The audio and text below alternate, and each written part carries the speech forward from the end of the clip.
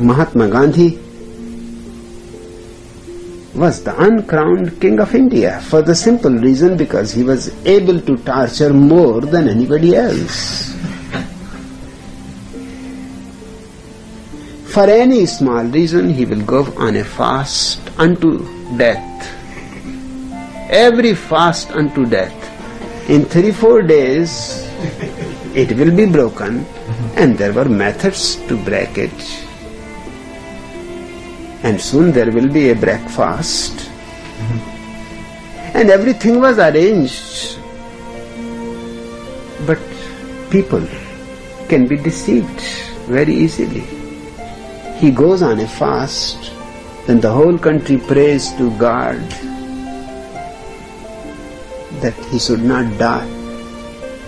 Then all great leaders rush towards his ashram, pray him, and he won't listen unless his conditions are accepted. Any conditions, undemocratic, dictatorial, idiotic, any conditions. For example, he fasted against Dr. Ambedkar, who was the leader of the untouchables. He wanted that the untouchables should have their own constituencies and their own candidates. Otherwise, they will never be represented in any parliament, anywhere. Who will give vote to a shoemaker? In India, a shoemaker is untouchable. Who is going to give him vote?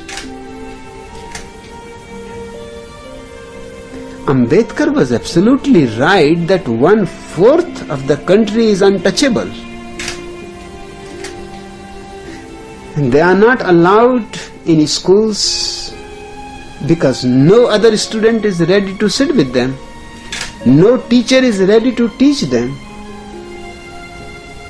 The government says the schools are open, but in reality, no student is willing. If one untouchable enters, all the 30 students leave the class. The teacher leaves the class.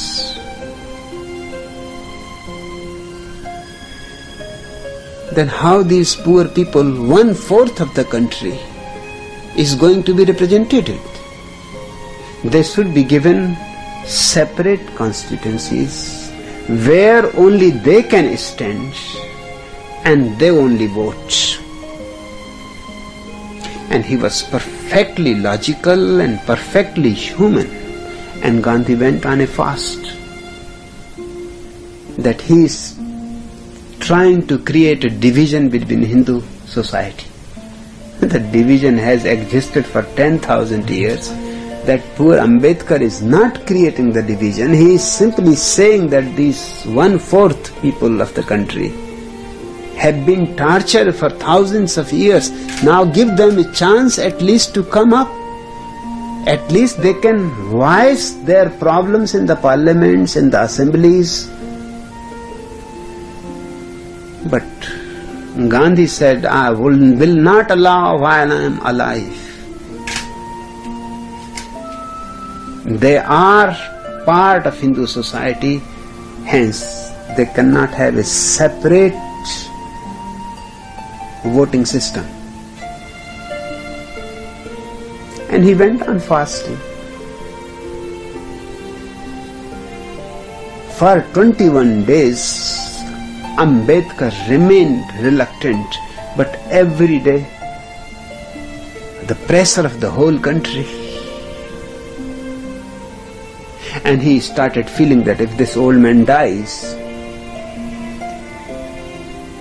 then there is going to be great bloodshed. It was clear. He will be killed immediately, and millions of the untouchables will be killed everywhere, all over the country, because it is because of you that Gandhi died. When he was explained the whole arithmetic, how it will work out, you figure it soon, because there is not much time. He cannot survive more than 3 days. He hesitated. He was perfectly right. Gandhi was perfectly wrong. But what to do? Should he risk?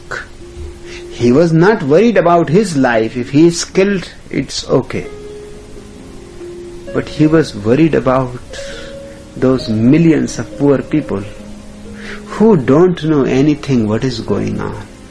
Their houses will be burnt, their women will be raped, their children will be butchered, and it will be something that has never happened before. Finally, he has to accept the condition and went with the breakfast in his hand to Mahatma Gandhi that I accept your condition. We will not ask for a separate vote, separate candidates. Please accept this orange juice. And he accepted the orange juice. But this orange juice, this one glass of orange juice contains millions of people's blood.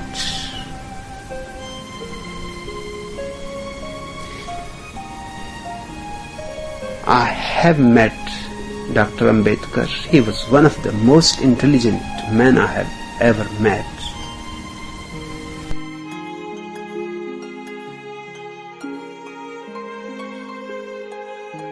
Mahatma Gandhi used to say before freedom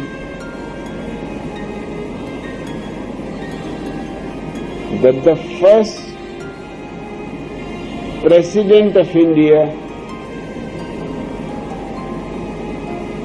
will be a woman, and not only a woman, but she will be a Sudra, from the lowest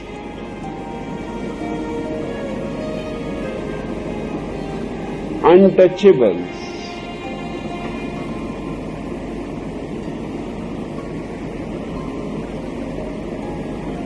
But as freedom came,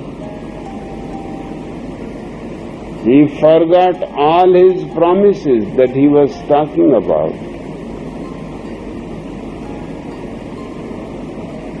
And the power game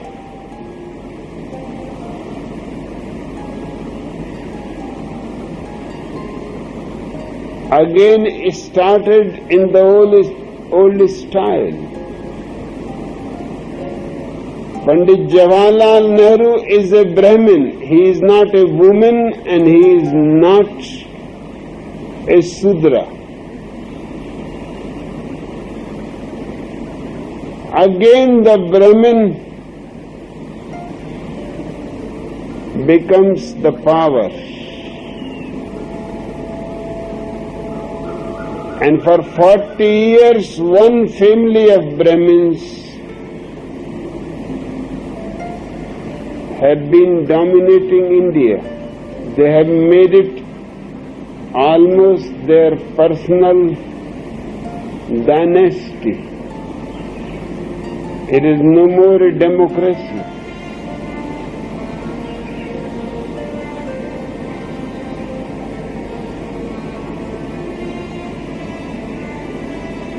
And just look at the facts.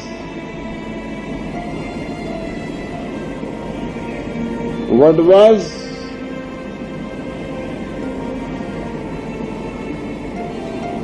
the hold of Mahatma Gandhi over Indian people?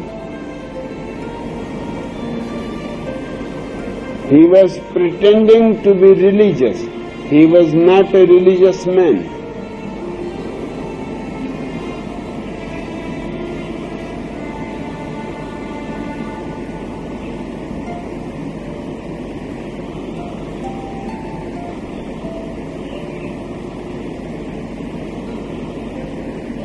pretending to be a Hindu saint, because Hindus are in majority.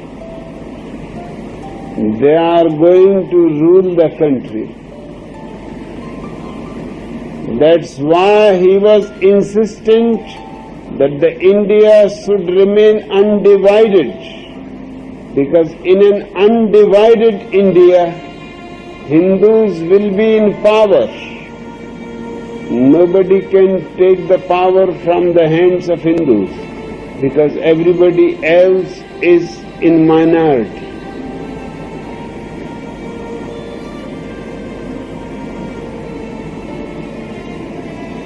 Nobody looks at his politics that he is using even religion for ugly ends. Dr. Ambedkar wanted a separate vote for the untouchables. And I am absolutely in agreement with him. For the simple reason, because for 5,000 years, these people have been oppressed, exploited.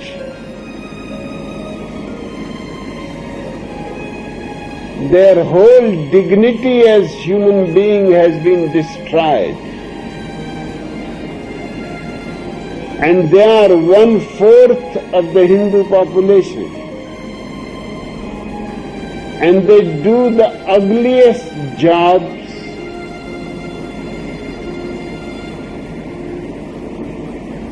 They should be respected. They should be honored for that. But on the contrary, even their shadow is untouchable.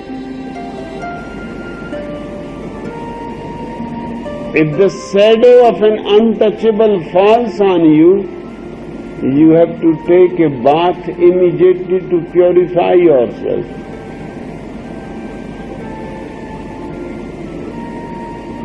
Ambedkar was absolutely right to ask a separate vote for the untouchables, so that they have 1/4 members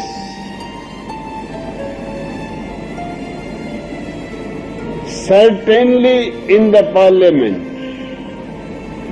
Otherwise, they will never be able to be in the parliament.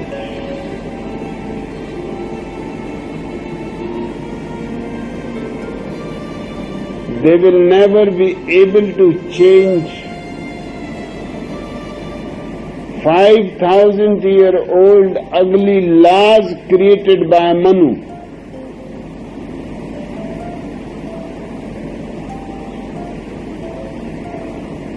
There are great criminals, but Manu seems to top them all. Adolf Hitler was very respectful about Manu. Friedrich Nietzsche was very respectful about Manu, not about Gautam Buddha. And Manu has been a curse to this country. He has taken all humanity from millions of people. They are living like animals.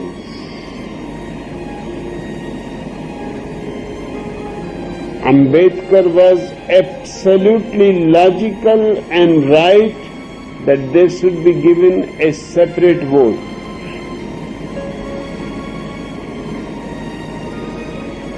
But Gandhi started a fast unto death.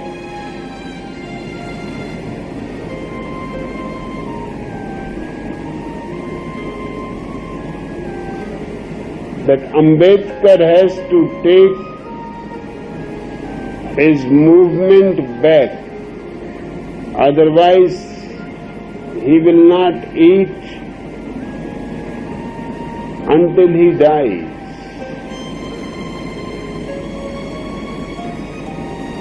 Now, this is absolutely illogical. You should convince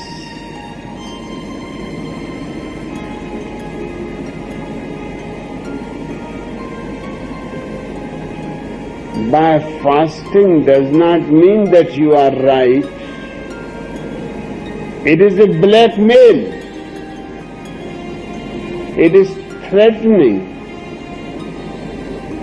that I will commit suicide if you don't agree with me.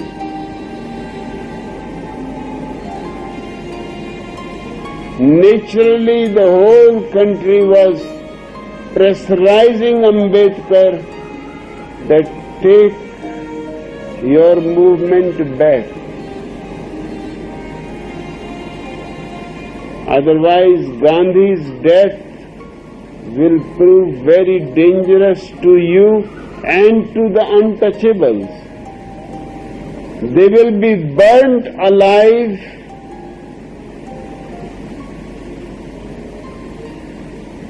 Their villages will be burnt.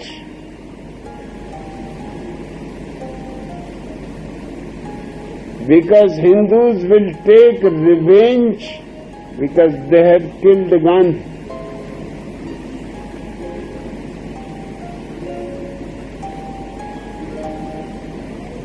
Ambedkar tried as long as possible and finally gave up, seeing that perhaps if Gandhi dies, although it is no argument, if I was in place of Ambedkar, I would have told Gandhi, you can die, because your death is not an argument.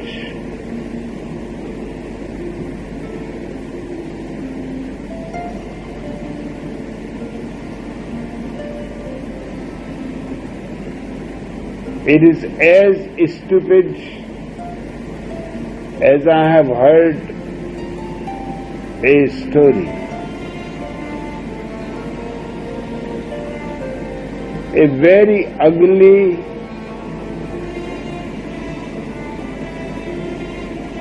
man wanted to marry a beautiful girl, and he was of the age of the girl's father. And he tried the Gandhian methodology.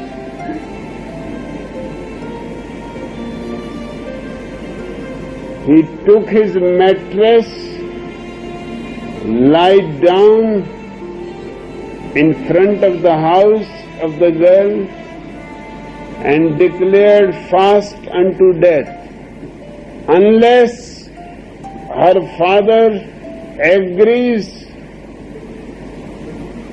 to give his daughter in marriage to him.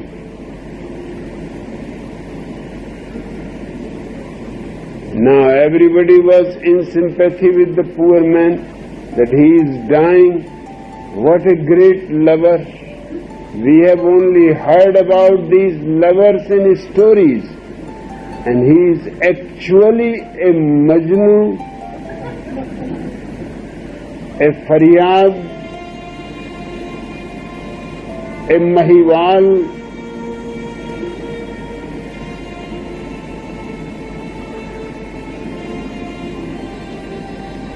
The father was in great distress. The girl was in great fear. The whole day the house was crowded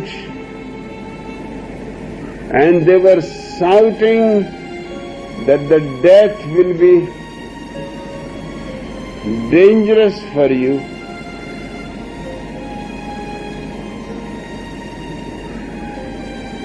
The man is not being violent, he is being non-violent, a religious man fasting,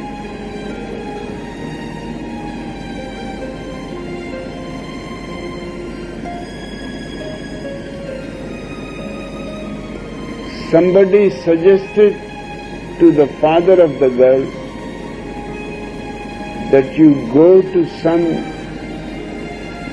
old Gandhian to find out what to do. And the Gandhian said, there is no problem. There is one ugly prostitute, very old. You just give her 100 rupees. And she also takes her mattress and lies down by the side of the man that I will fast unto death unless you marry me.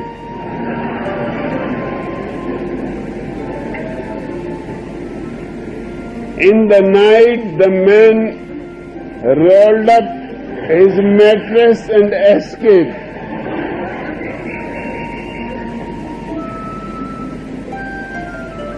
These are not arguments. And Ambedkar was forced to take his movement back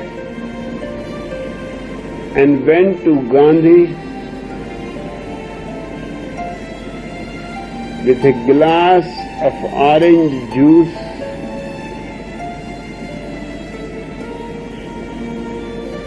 to break his fast.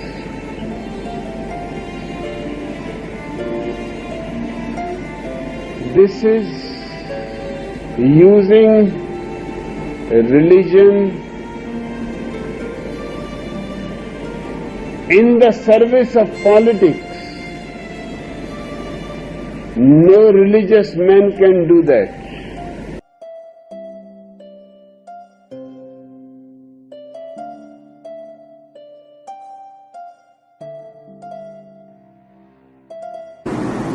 For example, the law of the Hindu society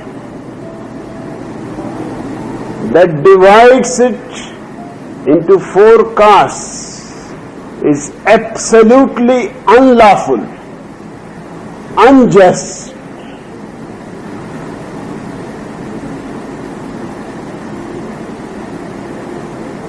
It has no reasonable support for it. Because I have seen idiots who are born in a Brahmin family.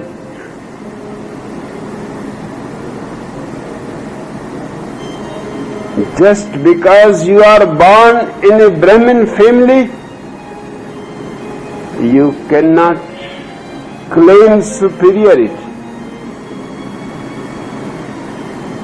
And I have seen people who are born in the lowest category of Hindu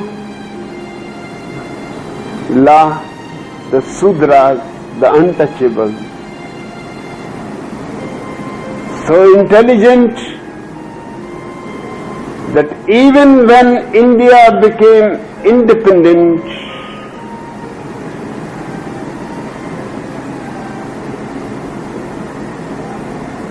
the man who made the Constitution of India, Dr. Baba Saheb Ambedkar,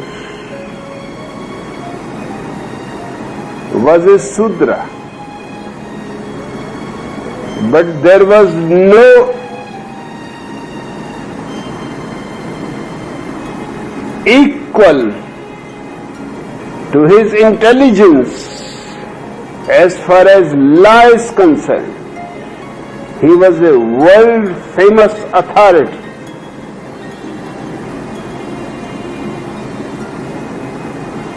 Brahmins were not called. Shankaracharyas were not called. That you are superior beings. You should make the constitution of this country. But a man who just by chance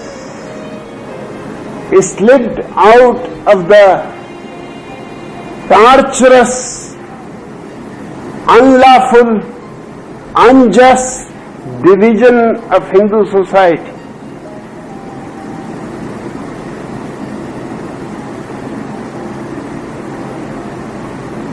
Somebody who had riches signed the boy a great potential,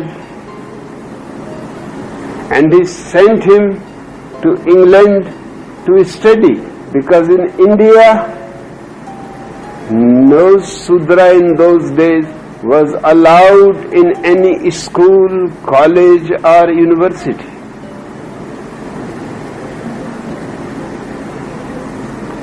From the very roots, their intelligence was destroyed. Ambedkar was educated in England,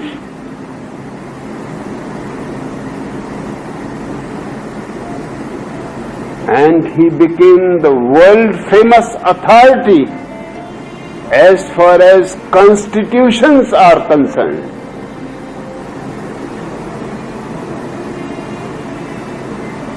And when he came back to India,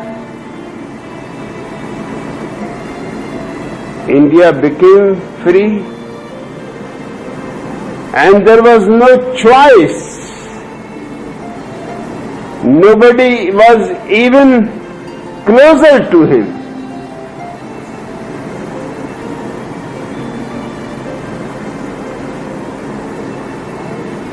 But for 5,000 years,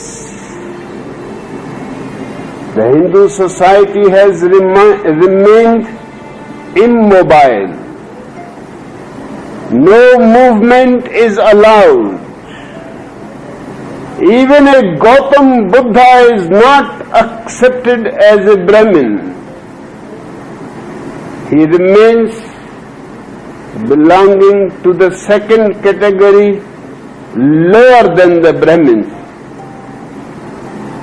And the Brahmins have not been able to create a single Gautam Buddha. But the man who wrote the Hindu law code, Manu, was a Brahmin, and naturally prejudiced.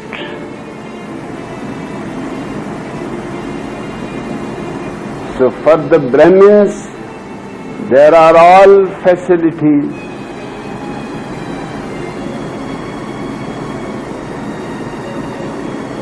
And for the lowest, who work the hardest, who do the all dirty work of the society. In fact, they deserve to be respected more, because the society can exist without Brahmins, but the society cannot exist without those poor people.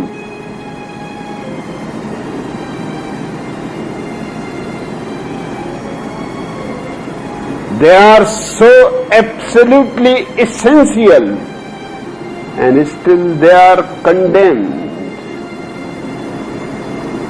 Even animals are better.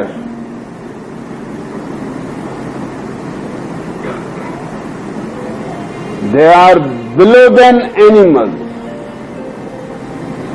Even their shadow, if by chance falls upon you, it makes you dirty. You have to go and take a bath.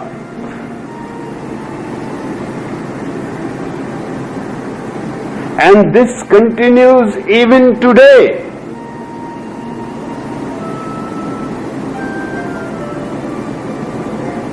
Everybody knows Nobody can argue for the reasonability, justifiability of this strange division, fixed.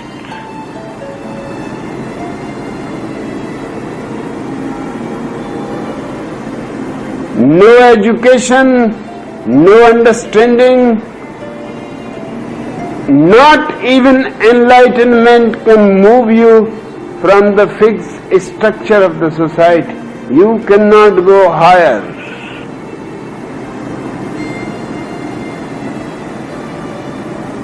And those who are born higher, they may be criminals. They are criminals. Because all that they do is non-essential things. But they exploit the whole society. They are uncreative, unproductive. But they are sitting on the chest of everybody to suck his blood. And still you have to respect them. You have to touch their feet.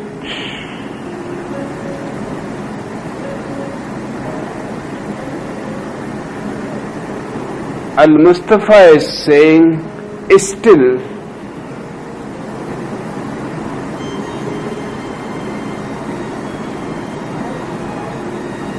"5,000 years before, when Manu was writing this Hindu law,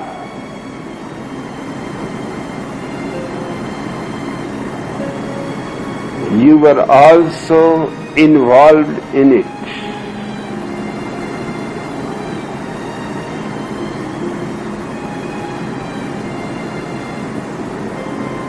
Because the same blood and the same bones and the same marrow goes on being inherited by everybody. So you cannot just get yourself free from the responsibility.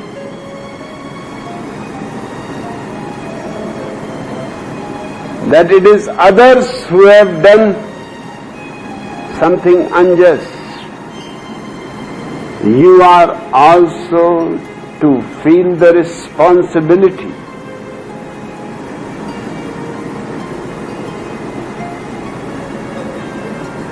His effort is that human society is an organic whole. So whatever is done by one part is done by the whole.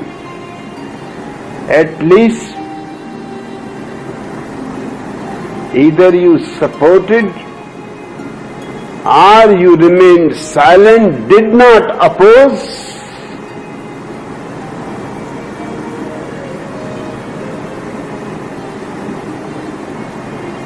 Certainly you were not there in the same body, but you must have been present somewhere, in some other body.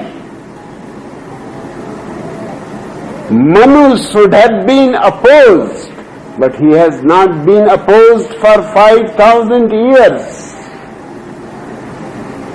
And if I oppose him today, I am opposing my own forefathers. I am not opposing anybody else. I am condemned. I am ordered that I should not criticize anybody. But I am going to criticize anything that is unjust, because I am also part of it.